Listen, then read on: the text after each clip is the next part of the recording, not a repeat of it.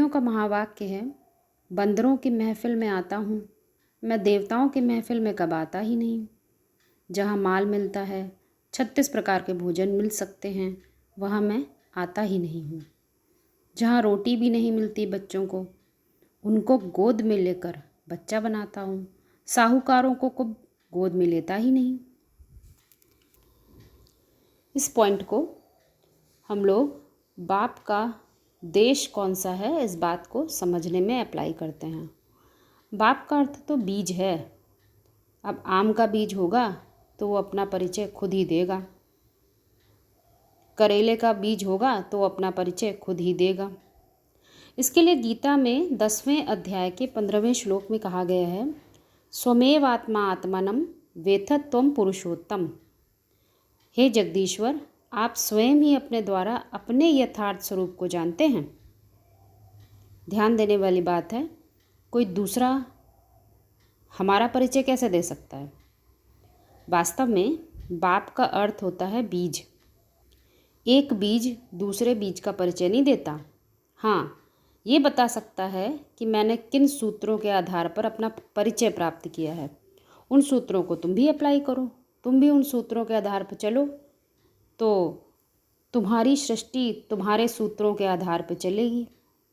क्योंकि कोई भी एक्टर होता है, वो किसके डायरेक्शन पर एक्ट करता है? डायरेक्टर के। डायरेक्टर अपने ड्रामा का सूत्रधार होता है, उसी के बनाए हुए सूत्रों के आधार पर ही उसका ड्रामा चलता है। किसी और ने नहीं बनाया। जब वो डायरेक्टर के पद पर होता है तो ड्रामे से बाहर होता है, तब वो ड्रामा कैसे चलेगा उसका पूरा नक्शा तैयार करता है। और वही जब मेन एक्टर के रूप में ड्रामा के अंदर रोल प्ले करता है तो उन्हीं सूत्रों को फॉलो करते हुए ड्रामा में रोल करता है। जब बंदरों की महफिल कही गई और देवताओं की महफिल कही गई है तो इसके अर्थ समझने का प्रयास करेंगे। बंदर अर्थात बंद हैं दर जिसके बुद्धि रूपी जो दर हैं, जिनमें बात समझ में आनी चाहिए स्पष्टता से, वो भी बंद हैं, अभी खुले नहीं हैं। परंतु ये हम दूसरों को नहीं कहेंगे, ये तो समझने वाला खुद को रियलाइज़ करेगा। ये सेल्फ रियलाइजेशन का ज्ञान है। वो खुद इस बात को रियलाइज़ करेगा, क्या मेरे दर अभी बंद हैं, क्या मेरे लिए भी स्व की स्थिति नहीं बनी है। जब वो ये रियलाइज़ करता है तब वो एक और बात रियलाइज़ करता है, देवताओं की महफिल। साहूकार क्या है? देवताओं की महफिल जिनको लगता है कि हमने बहुत सारा ज्ञान ले लिया है और हम ऐसी स्थिति में आ गए हैं जो हम दे सकते हैं। देवता मतलब देने वाला। परंतु कुछ कुछ ऐसे भी पुरुषार्थी होते हैं जिन्हें लगता है नहीं, अभी पूरा दर खुला नहीं है। हे प्रभु, नयनहीन को राह दिखाओ। अभी उनके दिल में ये आग्रह रहता है ईश्वर से कि अभी मेरे दर पूरे खुले नहीं हैं। वो याचना करते हैं, प्रार्थना करते हैं, दिल से पुकारते हैं। तो क्या होता है? इसके लिए मुरलियों में इशारे दिए गए हैं। जो पतित पावन सीताराम कह के बुलाते नहीं, वो पतित से पावन बनते भी नहीं। आज आत्मा रियलाइज़ कर ले कि मेरी बुद्धि अभी भी डाउनवर्ड है, पतित है, अर्थात उसमें अभी भी देह की परिभाषाएं काम कर रही हैं, तो वो सेल्फ रियलाइजेशन की तरफ आगे बढ़ना चाहता है। वो सत्य को जानना चाहता है। अभी सत्य पूरा उसके अंदर उतरा नहीं है, अभी कुछ न कुछ उसके जानने में कमी है। इसीलिए कहा बंदरों की महफिल। जो ये रियलाइज़ कर ले कि हाँ अभी हे प्रभु नयनहीन को राह दिखाओ, अभी राह पूरी दिख नहीं रही है। यदि राह दिख जाएगी तो वो उसके लिए स्व की स्थिति, स्वर्ग का गेट खुल जाएगा। अभी जानने की इच्छा है। जिसको जानने की इच्छा ही नहीं, जो रियलाइज़ ही ना करे मैं पतित हूँ, तो वो ऊंचा उठेगा कैसे?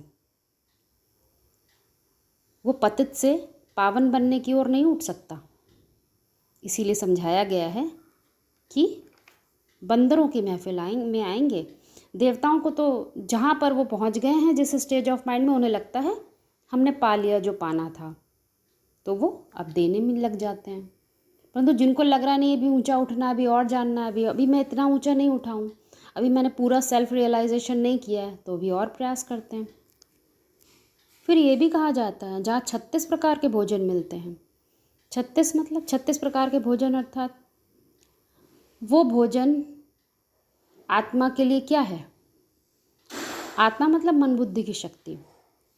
उसके आधार पर जो इंद्रियां कार्य करती हैं, वो इंद्रियां अभी भी जो कुछ भी ग्रहण कर रही हैं उनमें रस ले रही हैं, कुछ ना कुछ उन्हें रस मिल रहा है। तो वो कहाँ से, उसका मतलब क्या हुआ, यानी जो सामने है वो उनके लिए 36 प्रकार के भोजन हैं। परंतु बंदर होंगे जिनके दर अभी बंद होंगे, उनको 36 प्रकार के भोजन की कोई रसना नहीं आ रही होगी। उनको कुछ ऐसे ही लग रहा होगा कि अभी जो मिला है वो इतना कम है, जैसे कि सूखी रोटी। अभी वो नहीं मिला है जिसमें कोई रस हो, जिसमें कोई आनंद है। अभी आनंद की प्राप्ति नहीं हुई है, क्योंकि ईश्वर का जो, भगवान का जो नाम दिया गया है वो है सत्य चित्त आनंद स्वरूप। भगवान तो चित्त के स्वरूप, चित्त के स्वरूप में, चित्त के स्तर पर ही प्रकट होता है। अब इसी वाक्य को यदि हम स्थूल दृष्टिकोण से पकड़ लेंगे तो ये हमारे लिए वाक्य ही रह जाएगा, क्योंकि अभी भी यदि हम नाम रूप देश काल किसी और का देखेंगे तो उस ज्ञान का हमारे से क्या कनेक्शन। क्योंकि बीज को तो अपनी पहचान ढूंढनी है। हु एम आई कहा गया है, हु आर यू ये कभी नहीं कहा गया है। स्व को पहचानने का ही सारा ज्ञान है, पर को नहीं। प्रत्येक आत्मा को, बीज रूप आत्मा को खुद की पहचान ढूंढनी है। कहाँ खो गया है मेरा वो पहचान जो इतनी ऊंची थी, आज मैं कहाँ आ गया हूँ। उसको अपने खोए हुए स्वरूप को याद करना है। इसीलिए ढेर सारे महावाक्य हैं जिसमें कहते हैं ज्ञान तो चाहिए, परंतु वो ज्ञान कैसा होना चाहिए। ज्ञान खाली जल का रूप ना हो, उसमें अग्नि भी प्रकट हो, और अग्नि योग अग्नि है। अर्थात बीज स्वयं ही अपने द्वारा अपने यथार्थ स्वरूप को जानता है, कोई दूसरा नहीं जान सकता। इसके लिए महावाक्यों में इशारा दे दिया गया है। बाप का परिचय बाप के सिवाय को दे नहीं सकता, और बाप का अर्थ भी बता दिया गया, बीज। हम सब बीज रूप आत्माओं को पहचानना है कि हम, कारण क्या है हमारा इस दुनिया में आने का। हर बीज का कोई ना कोई कारण होता है। आम का बीज होगा तो आम की पैदाइश करेगा। अब वो भूल जाए कि मैं आम का बीज हूँ तो क्या होगा। इसीलिए याद बहुत ज़रूरी है। वाक्य वाक्य मात्र न रह जाएं, महावाक्य बन जाएं। महा अर्थात परिवर्तन। वो वाक्य जो चेतना के स्तर पर, आत्मा के स्तर पर स्वीकार कर लिया जाता है, वो महावाक्य बन जाता है। नहीं तो वो वाक्य मात्र रह जाता है। हम बताएंगे किसी को भी तो वो वाक्य है, सुनेगा जानेगा परंतु स्वीकार नहीं कर पाएगा।